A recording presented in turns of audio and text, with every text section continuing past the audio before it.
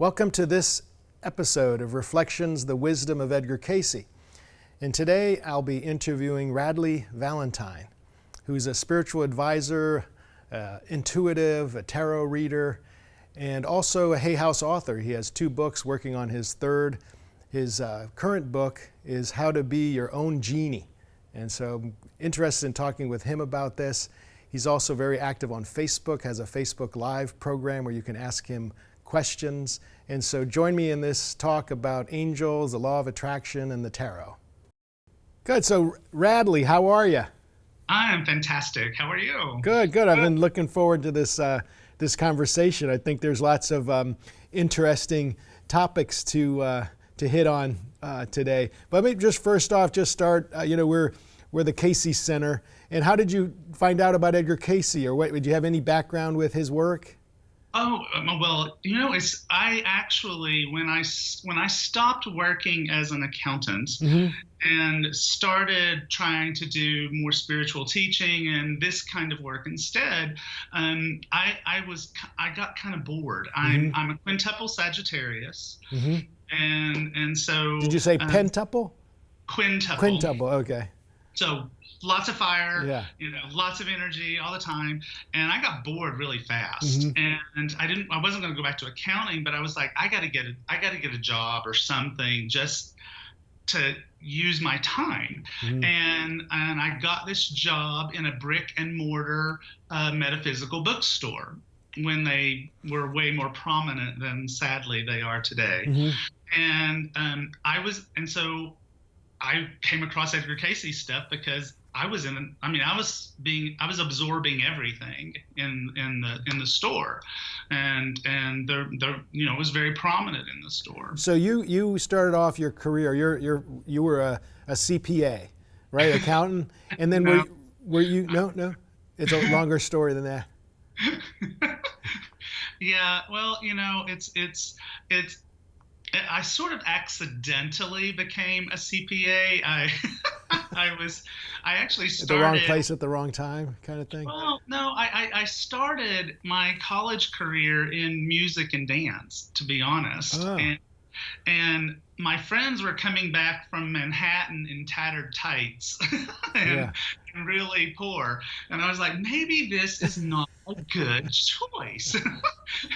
And so for reasons I won't bore you with, I took an accounting class, and I went into the final exam with 103 average.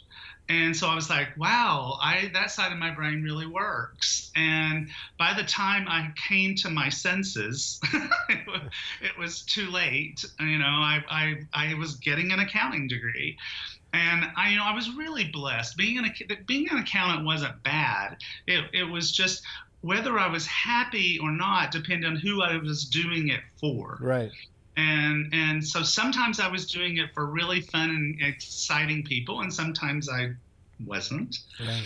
And what actually happened was around 2000, my then boyfriend gave me a book by John Holland called Born Knowing. And it tripped me out. I mean, I was like, oh my God, there really is a Hogwarts. It's called Arthur Findlay College. And all of this stuff is real. And I just tripped out. And I was like, this is what I want to do.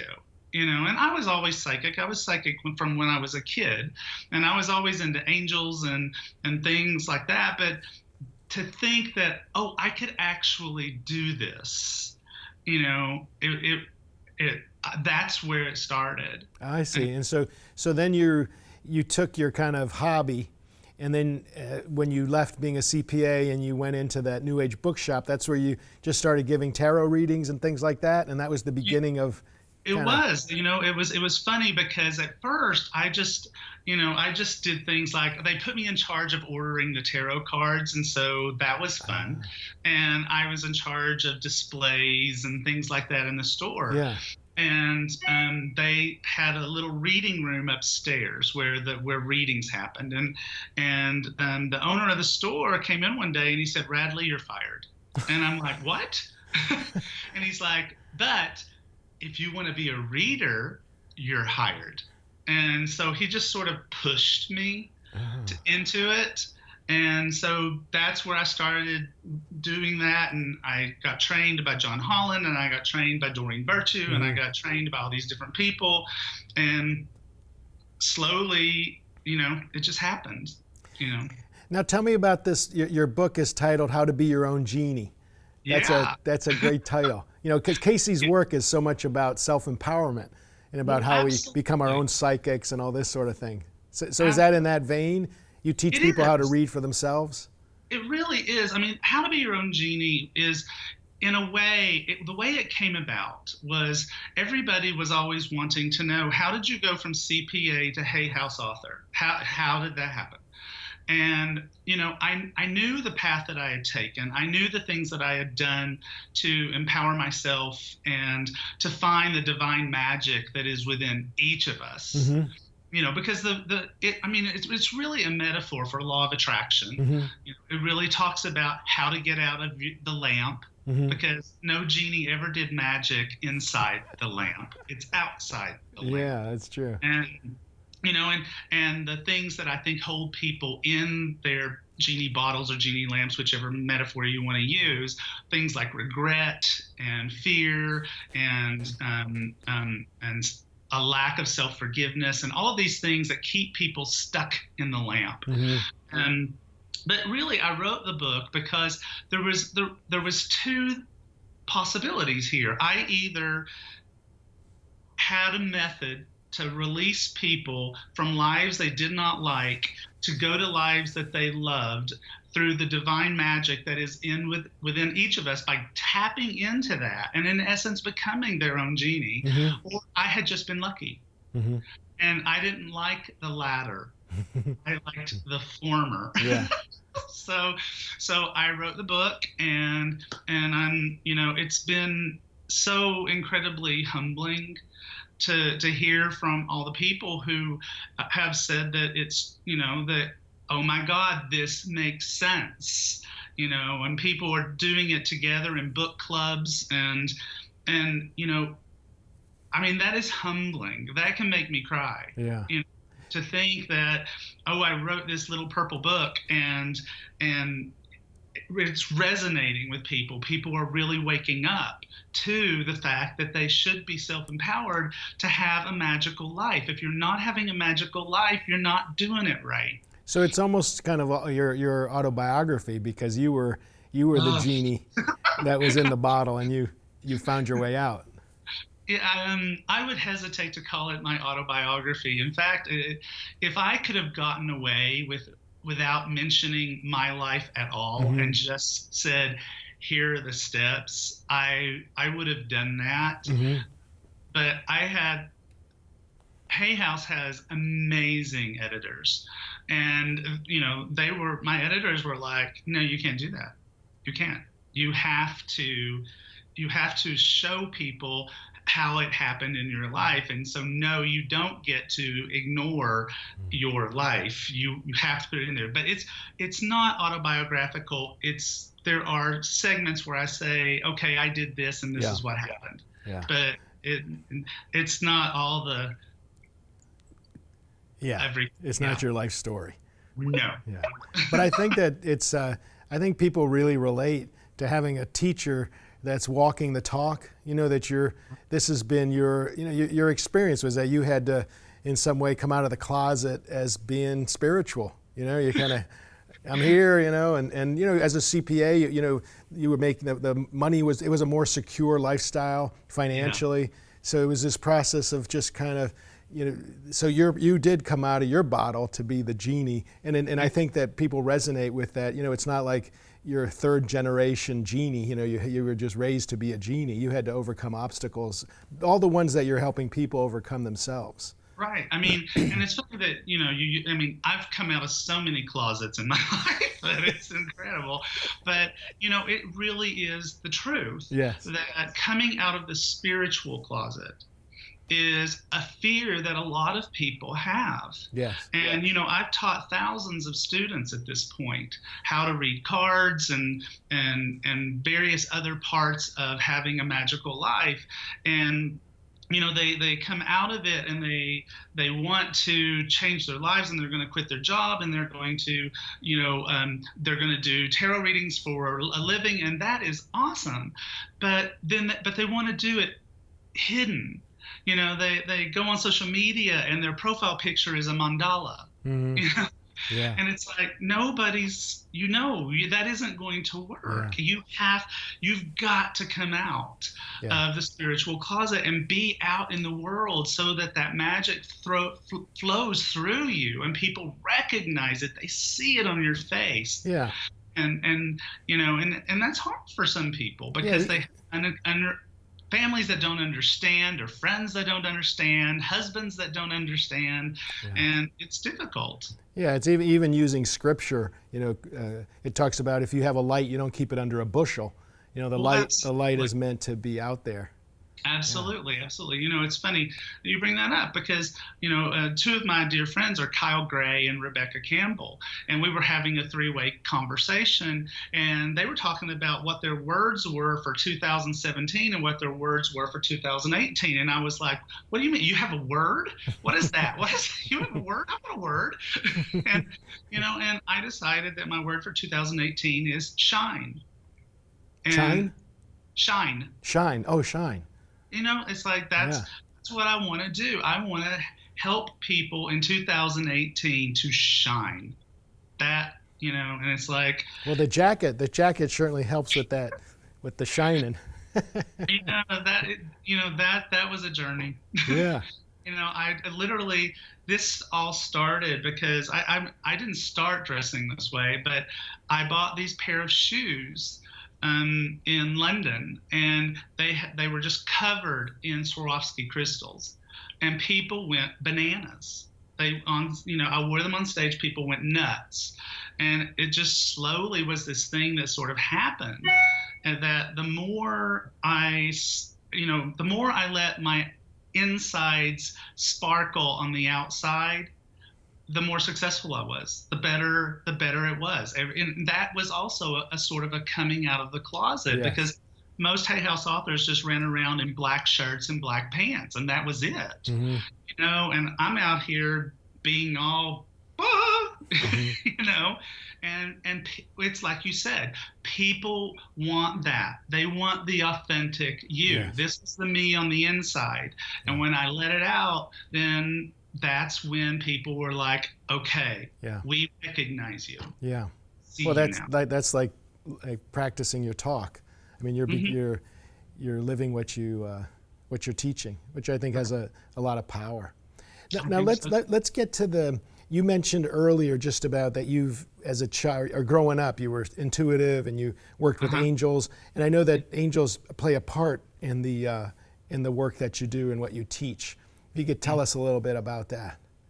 I love angels. I have loved angels. I didn't know it at the time, but I actually met my guardian angel when I was 5 years old. And I came to realize much later that voice was, oh, that's Joshua. Mm-hmm. Oh, okay. I made the connection. Mm-hmm. And I think that angels are wonderful. I mean, think about this. These are creatures, souls, sent to us by the divine, who want nothing more than to help us. Mm-hmm. To help us find joy, to help us to get to the path of having a magical life. That's all they want. They just want to do that. And archangels are fantastic, and people love archangels, I think, because it's like, it's real easy to say, oh, I don't feel safe, so I'll call Archangel Michael, or I need some transformation in my life, I'll contact Archangel Uriel, and they've got their set little things, and they're sort of the superstars, right? Yeah. But guardian angels, think about that. They weave in and out of lifetimes with us. They are dedicated to us and nobody else. I mean, and they're always with us. They know everything we're doing, good or bad. The love is unconditional, completely always there. They may be going at what you're doing at that particular moment, but they still love you, and they're still going to help you. And so So I was really into angels. Part of that was my mom. My mom was into angels, Mm-hmm. not the same way as me. She had her little mug that said, "Have you hugged your angel today?" And her bumper sticker said, "Never drive faster than your angel can fly." And Mm-hmm. she liked all that stuff. Yeah. But I was like, yeah, that's all cute, Mom. Let's talk to the angels. Yeah. And so that's how I got into that. And growing up in Knoxville, Tennessee, you know, there were not a lot of spiritual teachers just hanging around. Mm-hmm. But there was this thing called the internet. And back then it went, you were excited with your 28.8 baud. Yeah. You had that. And so I found teachers in other cities who taught me about angels and helped me with that. And what are some of the tips that you give to your readers, or how can people start or initiate a process of communicating with their angels? Yeah, absolutely. So the angels have this. I'm also a sci-fi nerd. Mm-hmm. So on Star Trek, there's the Prime Directive, and you can't interfere with a society, and blah blah blah. Well, angels have a Prime Directive, and so unless it's some sort of life-threatening situation, angels cannot intervene in your life unless you ask. Mm-hmm. And so ask every day. Write on a Post-it note, ask. Put it on your dashboard of your car. Put it on your bathroom mirror. But start that connection. Yeah. Start saying, I want to know you better. Send me signs. Send me white feathers. Let the numbers 444, which mean your angels are with you. Let that show up on the driver's license plate in front of me. Start making that connection so that I can understand and believe that you're there, because it's all faith. Yeah. And then so each person starts to develop their own kind of path with their angel communication, how that channel starts to open up for them. But the first step is to ask, and then to begin to notice what you're asking for. Yeah. I mean, having a magical life, and that includes angels in your life, is about being awake. If you're asleep, and by that is a metaphor, of course, but if you're not awake to the synchronicities of life, if you're not awake to the magic that is flowing between you and me and that other person over there, and the magic that is happening around us, then you're going to miss it, and you're going to think it doesn't exist. And so you can't get up in the morning and tell your angels, oh, send me some signs today, and then forget about it. Get in your car and drive to work and drop the kids off and work all day long, and then think about, what am I getting the kids for dinner? Pick up the kids, go home, and then say, oh, my angels didn't talk to me today. But if you had been awake, you would have realized that you opened the car door and stepped over a white feather to get into the car. And playing on the radio was Calling All Angels. And you drive past something with an angel on a billboard, and you're seeing none of it. Right. Because you're not awake. Yeah. Yeah, that's so true. Yeah. Now, how does the tarot play into your work? That was the thing. I had this teacher that was in Indiana that was teaching me about angels, and she also loved the tarot. And so they came together, and I didn't know until much later that most people considered them to be strange bedfellows. I just thought they went together. And my challenge was that I didn't like the blood and gore. I didn't see the need for 10 swords in somebody's back laying in a pool of blood to just say, situation over. Yeah. It seemed unnecessary. Yes. And I think that, so that's when I started getting really involved and excited about, okay, let's take the fear out of this thing. I don't want to dilute it. I don't want to make it all happy cards. The 78 cards have to stay what they are. Three of Swords, or whatever you call it, is still heartbreak. We just don't have to have three swords through a heart dripping in blood. We don't need that. We can do this a better way. And keep the depth and breadth of tarot in the cards, but make them not so frightening, because the biggest challenge for people with tarot is they're scared of it. They're scared of it. They've got angel oracle cards. They aren't creepy.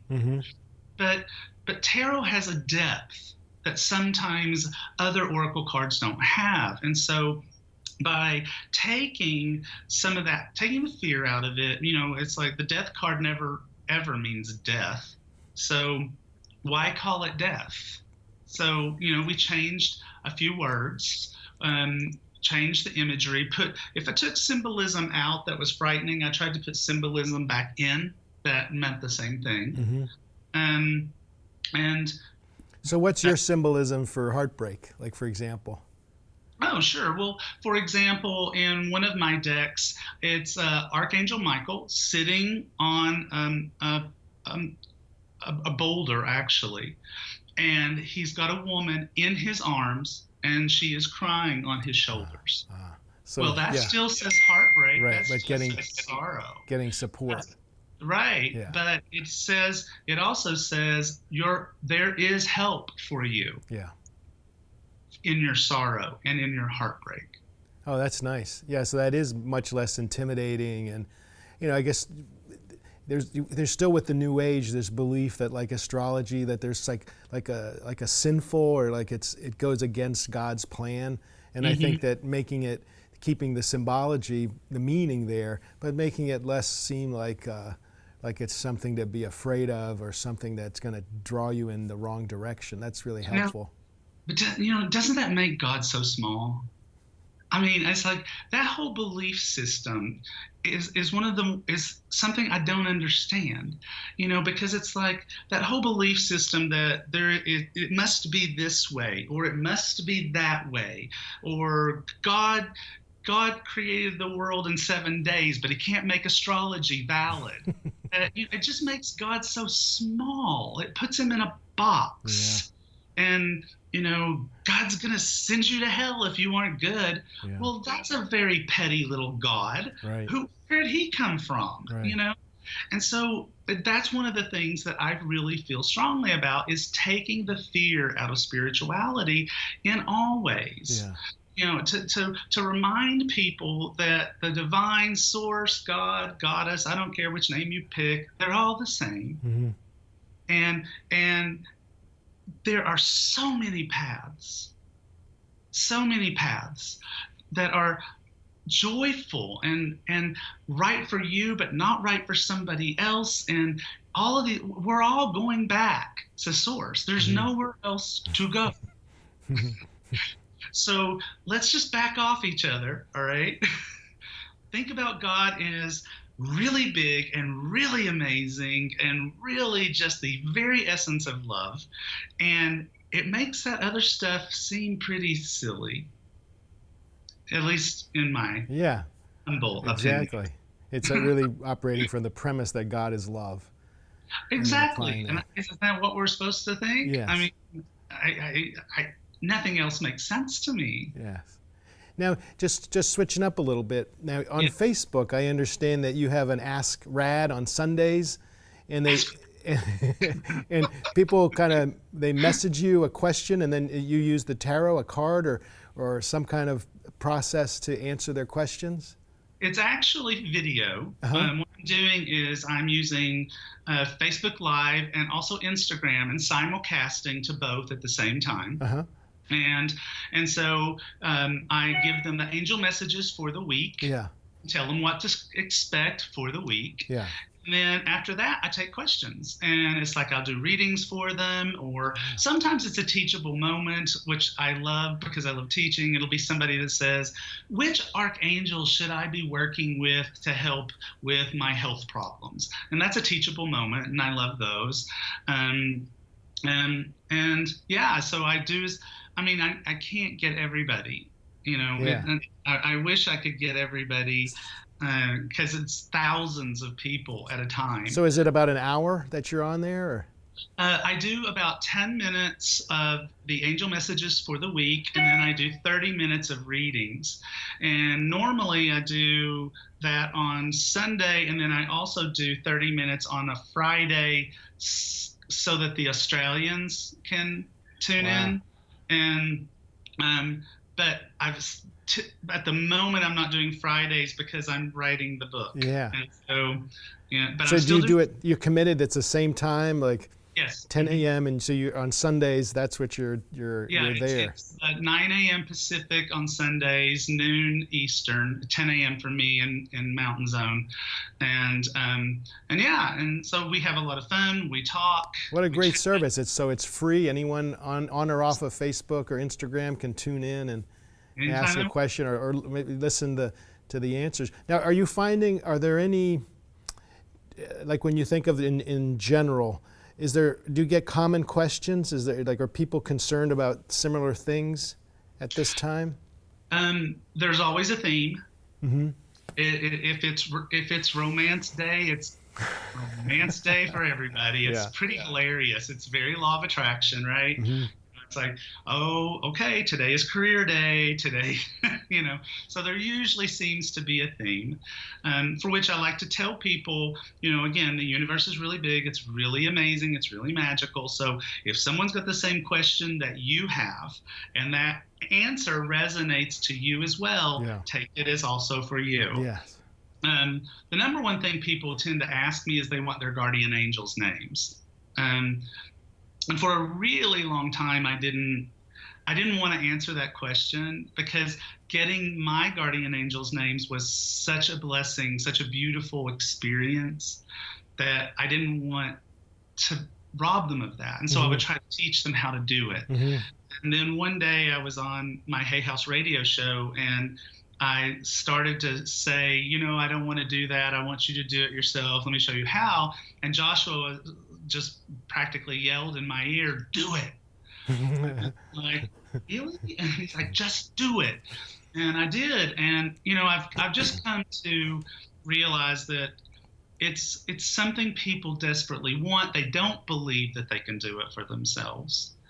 And by me doing it, it starts a dialogue with them and their angels. They feel like if they've got that name, they've got that extra something that they need. And if they start talking to their angels, then yay.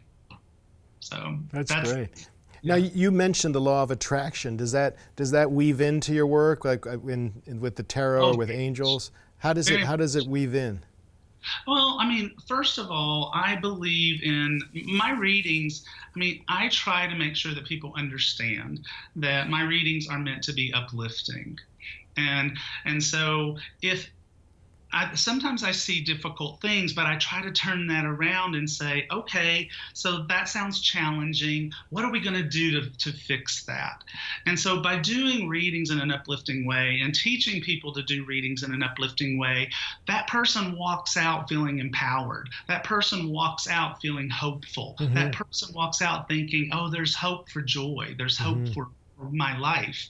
And that starts the law of attraction for them. So, I mean, it's part of Genie is all about getting yourself to snap out of it and spiral up, not down, to focus on that which makes you happy, not that which feels like lack, to get you into joy, not into sorrow, to that away.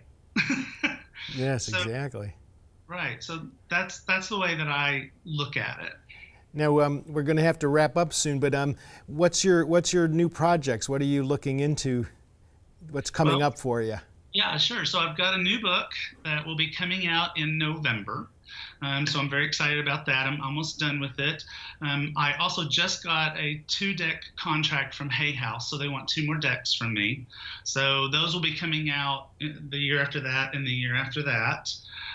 Doing a lot of travel, and a lot of countries, lots of places, spreading the Genie gospel. And what's your new book on? Is it like Genie 2? No, no, this is a book. This is a book that really what it does is we sort of talked about it a little bit. Hmm. That whole aspect of taking fear out of spirituality and getting an understanding of different belief systems and different ways of communicating with the divine and understanding why they're not scary. Yeah, And some will resonate, some won't. yeah. And Well, but if you got a new way to talk to the divine, then yay, yeah. right? Well, while you're here, when you come here to Virginia Beach at the Cayce material, or even online, he had a lot to say about fears. Like one of the things that pops into my mind is he said we attract our fears because they're our greatest teachers, and Right. so that's a And thought and I put out there.